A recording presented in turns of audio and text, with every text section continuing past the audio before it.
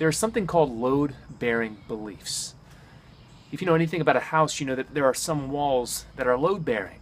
That if you were to remove those walls, what would happen is you would threaten the structural integrity of the building. The roof could collapse. You could have all kinds of structural damage. And it's the same thing when it comes to faith. That real conviction, real living faith is built on certain load-bearing beliefs. And if you begin to remove some of those fundamental beliefs, then the Christian life becomes impossible. What I want to do is I want to think about one of those in this video, and it's this. There's no truth that's been more neglected by men in the 21st century than the belief that life is a battlefield. 60 years ago, A.W. Tozer, he wrote that one of the problems in evangelicalism was that Christians were believing that the world was a playground instead of a battlefield. Guys, that delusion has only amplified through the decades. And I want you to think for just a minute the difference that it makes if you view this life as a playground versus a battlefield. What is the objective on a playground? Guys, there's one objective, and it is to have as much fun as possible before you have to leave. And think about, what are the rules on a playground? There's only two. One is to respect others. The other is to be safe. Does that not encapsulate the life philosophy, not just of secular men, but Christian men right now? Our objective is to have a good time, and as long as you respect other people, and as long as you respect your own health needs, well, guys, you're living a good life. Now, if we carry that mentality through life, we are going to be vulnerable. In fact, we are going to succumb to all kinds of perils in the journey of faith. And let's just think for a minute why that is. Guys, how is the mindset of the battlefield different from that of the playground? Well, first of all, on the battlefield, it's a battle because there's enemies. And guys, the enemies, they don't just want to hurt you, they want to kill you.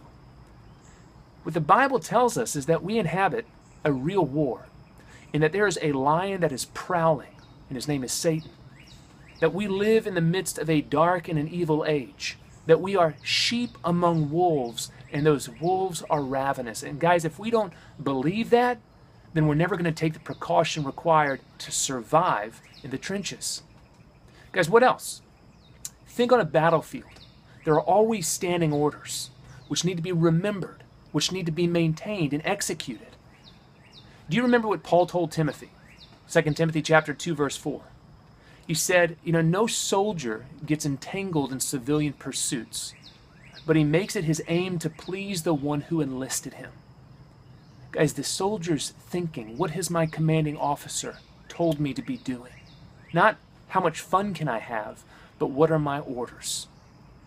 Now, guys, if we really grab hold of this truth that life is a battlefield, we're going to be a whole lot more earnest in one other thing as well. On the battlefield, what counts is that you know what equipment you've been given and that you are skilled to utilize it. An M16 is going to be of no use if you don't know how to fire it.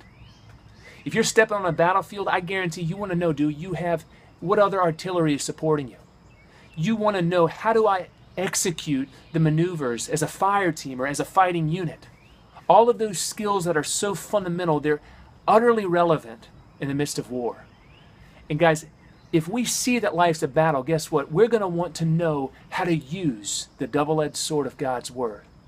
We're going to realize how important it is to maintain communication with God and one another. We're going to see that we can't get through this on our own, but that we need a band of brothers to walk beside. One of the wonderful things of Pilgrim's Progress is it's so stark and honest in the true portrayal of what a life of faith encompasses. And guys, as you read through that book, you're going to reach that place where a Christian is brought in the valley of humiliation, where he has to stand his ground before Apollyon, where God has given him the armor and it's protecting, but guess what? He's got nothing to cover his back. And God calls him to face and to fight. And guys, he's calling you to face the warfare, the spiritual warfare around you, and to fight the good fight as a Christian. Keep reading Pilgrim's Progress, an hour a week, 8.5 minutes a day, and let this book change your mindset So you begin to wake up and realize, yeah, this world is not a playground. It's a battlefield. And I need that mentality, not just to survive, but to finish. All right, guys, get it done.